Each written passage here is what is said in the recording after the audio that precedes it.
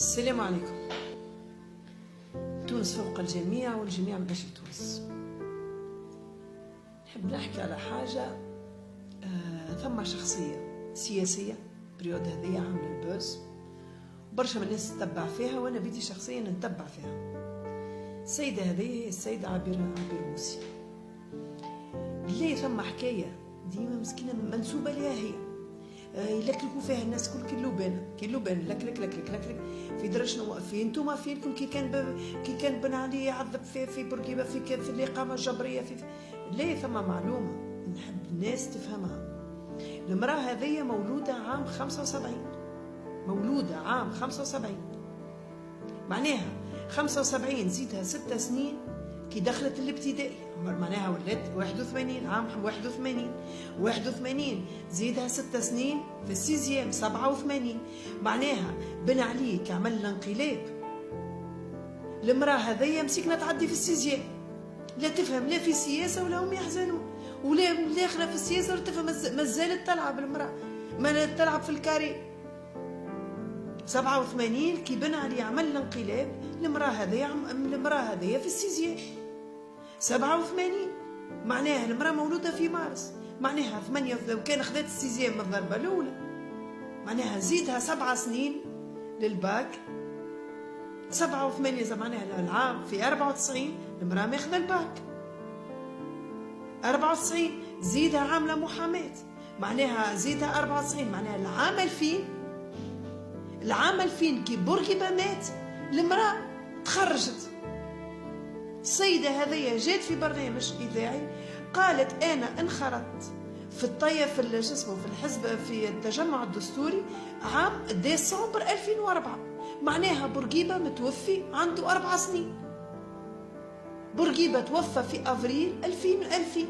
المرأة كي دخلت للتجمع ديسمبر 2004، معناها بدات كما قحنا ورقة الانخراط متاعها ديسمبر 2004. خدمت المرأة معناها من 2005 دخلت المحاماة. شو اسمها مساعدة الأمين العام في 2010، ومساعدة الأمين العام راهي مش مساعدة الأمين العام، راهو ثم مساعدين مكلفة بالمرأة، معناها بعيدة إنه مش هتنوب شو اسمه الغرياني، راهي مساعدة الأمين العام تتقال على أساس كبدا مكلف بالمرأة مكلف بالشغل، فهمتني؟ راني مش ندافع عليها، والله لاني من حزبها ومش ندافع عليها، اما يا ناس افهموا الحقائق، افهموا اقراوا ادخلوا الانترنت وشوفوا، معناها شادين فين نتوما في فينكم. المراه والله مشي معاها، اما والله ظالمينها بالحق. المراه انا واحده من الناس مساندتها ويعطيها الصح، هي الوحيده اللي بالحق ما قلبتش الفيزا. اول حاجه انا بيتي من الناس كي وقت دخلت كنت ضدها، ما كي قريت وتبعت وقريت معناها كما نقول وحنا السي في نتاعها، فهمت المراه بالحق ظالمينها. ودو بلوس هي المراه الوحيده توا نشوفوا فيها احنا اللي بالحق ضد حزب النهضة، بالحق هي اللي تضرب بالبونية بالرسمي بأتم معنى الكلمة، تضرب بالبونية ومسكينة متمردة ومقزمينها على خاطرها ضد النهضة. والمرأة الوحيدة اللي بالحق أنا واحدة من الناس حسيتها في الفترة هذه بالذات تمثلني، على خاطر هي الوحيدة اللي شادة قول بأتم معنى الكلمة وواقفة لحزب النهضة. فيقوا اقراوا على عباد كي تحبوا انتم كارهينها، علاش كارهينها بالحق، علاش كارهينها؟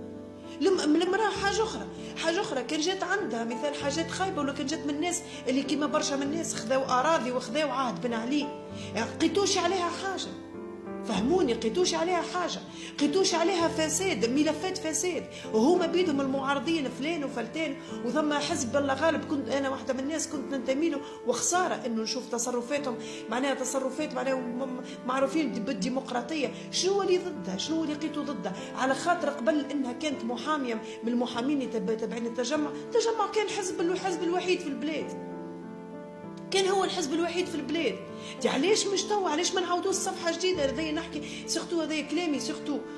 ثم انسانه بالحق نحبها برشا وغاضتني بالحق، ثم فاز شفت فيديو غاضني برشا كيفاش العركه اللي صارت، والحمد لله ما تصورش في التلفزه وقتها في نهار 10 نهار الاربعاء 10 ديسمبر، شفت المداخل الكلام اللي تقول فيه سامي عبو بالحق من ناس سامي عبو نحبها ومحاميه زملاء، معناها بالحق تمنيت تكونوا يا خويا سوليدير، يا خويا تكونوا سوليدير سيرتو في مجلس النواب. ما قلتلكمش كل واحد وشنو الطريقه نتاعو، ما صب تكونوا سوليدير. ما حبيتش الفزائل في الكلام اللي صار، انك مثل كيما نقولوا احنا راكم زملاء. راهي هي قبل حتى كي كانت في التابعه معناها تابعه التجمع، راكم زملاء، راكم زملاء يا خويا. كلكم لمصلحه تونس بالحق. ايماج خايبه برشا الفيديو اللي خرجته موزايك بالحق اعلام العار، نقولوا اعلام العار، رغم انه ما تسجلش. اما الى ياسي موزايك باش تخرجوا الكلام اللي قالته سامي عبو، باش تخرجوا باش معناها يزيدوا يشعلوا في النار. عليه علاش مشكم متحدين مع بعضكم؟ سورتو يا ناس اتحدوا، على الاقل اتحدوا من اجل التوانسه. راكم ثلاثه احزاب، التوانسه مازال عاملين امل فيكم. التيار الديمقراطي، حركه الشعب، الحزب الدستوري الحر، اتحدوا. عليه الحكايه الفارغه الجغجيغ الفارغ عليه دينا النهضه باش تبيع البلاد جمله، بيعتها البلاد. النهضة غايتها مصلحتها ومصلحة الجماعة نتاعها والتشريع العام، غايتها معناها غايتها انه كيفاش عبير موسي كيفاش واقفة ضدها. يا ناس اتحدوا مع بعضكم، بالحق حبيت نقول الكلام هذايا معناها اقراو عليها. عبير موسي مش خايبة والله، لاني معاها ولاني في حزبها جملة، ولو كان بالحق باش ننخرط احتمال كبير ننخرط في حزبها. اما مش خايبة، المرأة مش خايبة. كونوا سوليدير مع بعضكم، يزيهم الحساسيات الفارغه، يزيهم الماضي اللي تحكيوا عليه. للتجمع الدستوري الحر اتحل وبن عليه مات.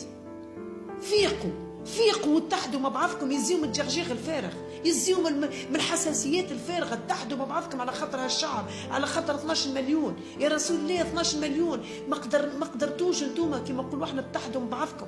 الشعب قاعد يشوف في الشيء زدنا حزننا كي شفنا المشاكل والهم اللي قاعد صاير. اتحدوا مع بعضكم. مشكلتنا نقولوها ونعاودوها، مشكله البلاد ال9 سنين هذه هي النقمه، هذه النهضه، هي حزب الناقه، هو حزب الناقه. اتحدوا يهديكم مع بعضكم، يهديكم. اتحدوا مع بعضكم، اتحدوا حتى لو كان باش يعملوا هما حكومه، لكن اتحدوا مع بعضكم على الاقل تكون كتله معارضه، كتله قويه. يا سيدي ردوها الكتله الديمقراطيه التشاركيه مع بعضكم، تشاركوا مع بعضكم. غايتكم الدفاع على البلاد، يهديكم ربي. اتحدوا، يزيهم الحساسيات الفارغه. والسلام عليكم.